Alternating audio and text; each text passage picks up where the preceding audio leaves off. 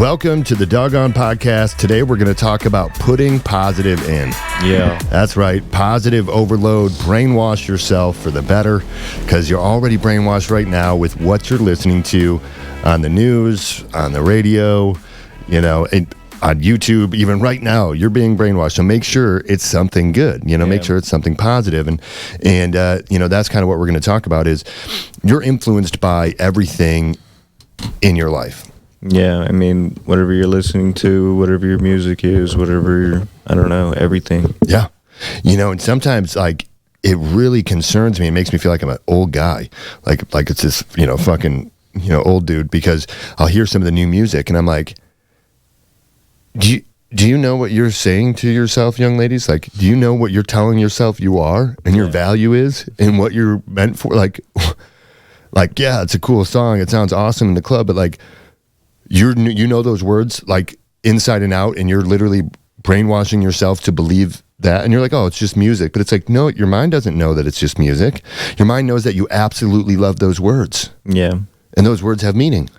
And I think people underestimate the influence of their environment on their perception of what actual reality is. Yeah. And people say all the time, perception is reality.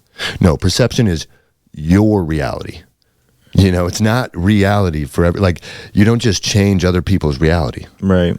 You just live outside of the actual reality.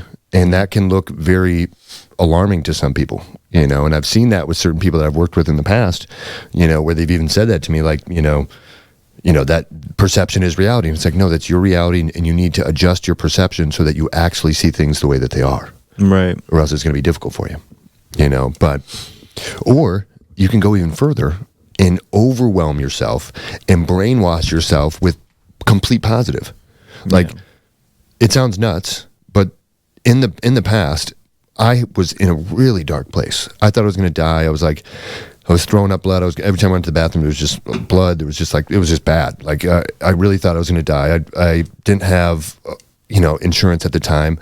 I only had one account, one contract that I was working with, and I was working at a restaurant as well. It was when I was in northern Michigan. I was living in the middle of nowhere. I loved it for a while, but the lady wanted, $20 worth of coffee every day and a whole bunch. Yeah. So it's like I had to go back, I had to step up the work game. So I'm working a lot, get to a point where I'm working literally 18, 20 hours a day. And, it was killing me. And I really thought that I was going to die. I was hopeless. I didn't have any path, anywhere to go. This was 12 years ago. And, I was concerned that I wouldn't make anything in my life. Nobody would remember me. I wouldn't have a family, nothing. I was just going to be gone. And it was for no reason. Yeah. I never did a damn thing. And that scared me enough to really dig deep and to look at, why am I here? Yeah, I mean, there's usually a reason. Right? I would hope so. Yeah. Why do you think you're here? What do you think your purpose is on this planet? Well, me personally, First off, you just said, and that's awesome, because that's another company that I want to start. We'll talk about that later, but that was interesting that you said, Go ahead.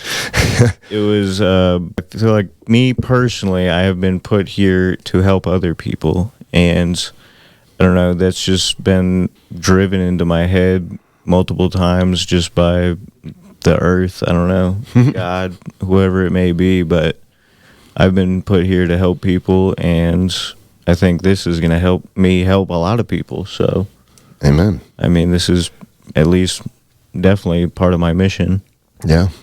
Now, that was cool. That was a very definite feeling that you're this is that hand motion. That wasn't for you guys. That was Tristan as he was going through this. We'll talk about body language in another episode, but as he was going through this, he was I need to make this point clear that this is a part of my mission. And it was that's reaffirming to him. It is. I just think that's exciting. That was cool to see that, for you to get an emotional response where you're I want to make this clear that this is a part of my mission. Well, it is, because I mean, I've always felt that way before I even wanted to do this company, before I knew anything about Dogon, before rhodiola, before cayenne pepper, before all this fucking shit. Before cayenne pepper. Before all of it, I knew that I was put on this earth to help people. Amen. Amen. How do you want to help people? What to you is helping somebody? Well, if somebody, like, I always help people. Like, if there's a homeless man, I'll give him money if I have it. If there's a homeless man, I'll go into Walmart and buy him some stuff. Or, I don't know, whatever it is. I just help people whenever I can, whenever it's possible, anytime. What do you think is like the easiest way or the way that most people want help? Like, what are most people looking Monetary for? Right? value. Isn't that weird? Like, how much that dictates in our world? Like, but I know every time I've needed help, it's really, I just needed money. Yeah, I just need money, which is not an easy thing to ask about or ask for to anybody. Yeah. I mean, I don't want to ask money from anybody. So, hey, but, go ahead. I do want to make a lot of it, and I want to give it out to a lot of people that don't have it. Amen. Amen. Yeah, I mean, me personally, you know, I've always realized that, like, I can help a lot more people with money. There is a lot that I can do without it.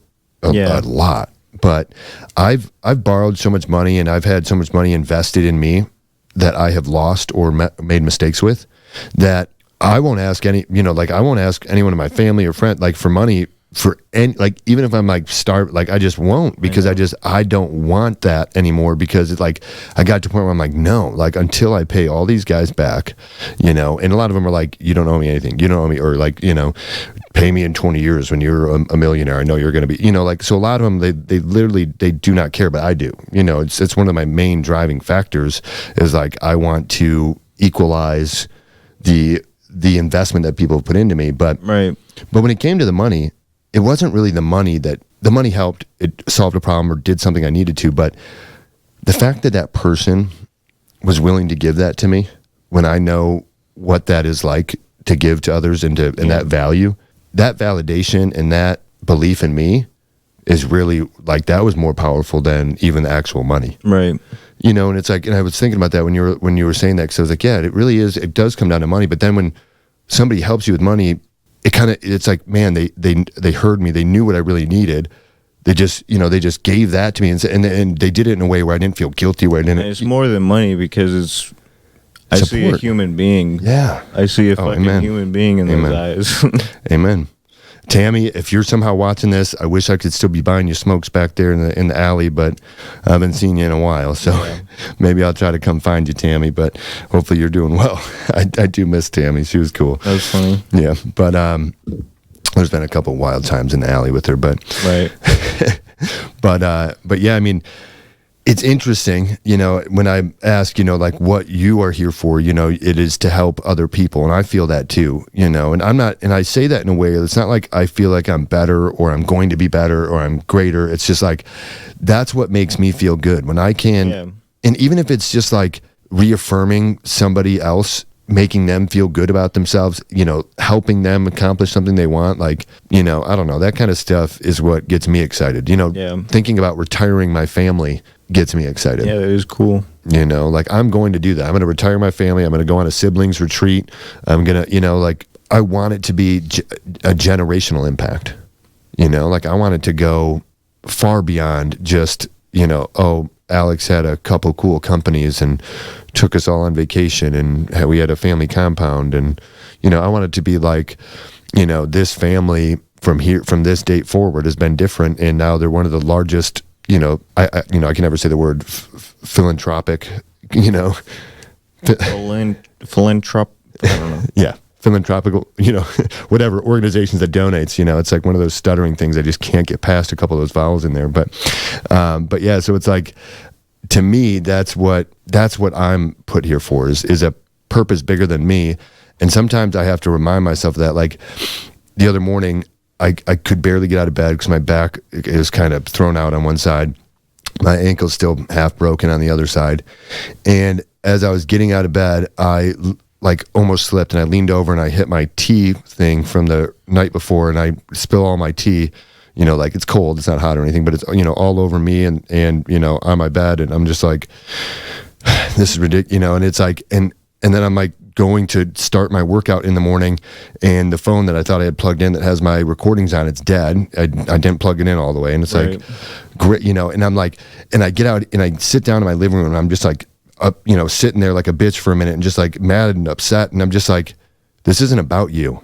You're not doing this to have a good morning and to enjoy your morning, for it to be easy and everything to fucking click for you and it to be nice and fun. You're doing this to fucking change your family name forever. What do you think that's going to be? Something that you just, everything's fucking hunky-dory and you're just cupcakes and butterflies all day until you're a millionaire? Like, shut the fuck up. Like, get the fuck to work. And it was just like, you stop being a bitch, get up, you know? And I got up and I started doing my shit.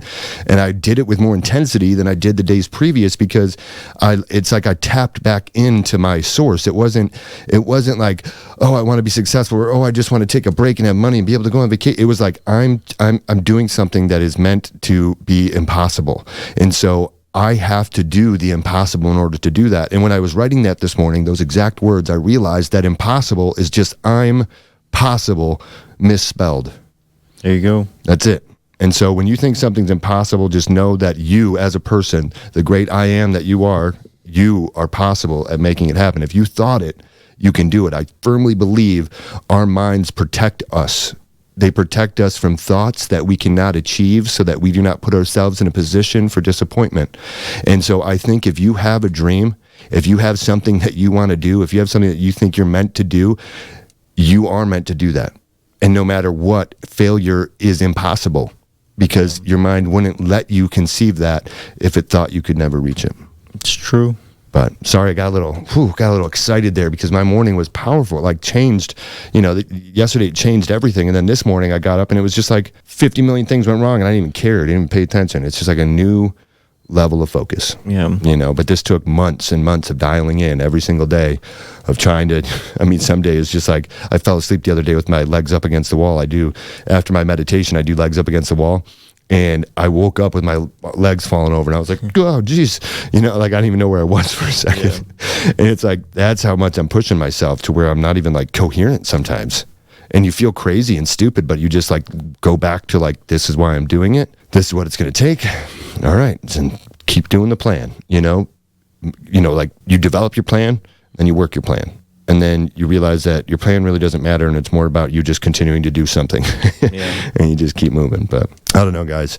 I'm excited to be here. I'm excited that I feel like we're really starting to get big traction online in some ways, and we gotta, I gotta give props where props due with those videos with Tristan.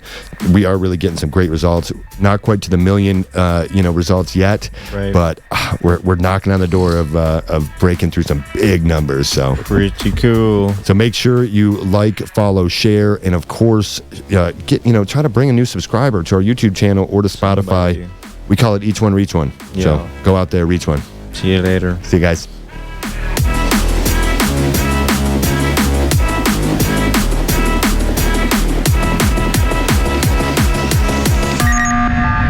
Among Us.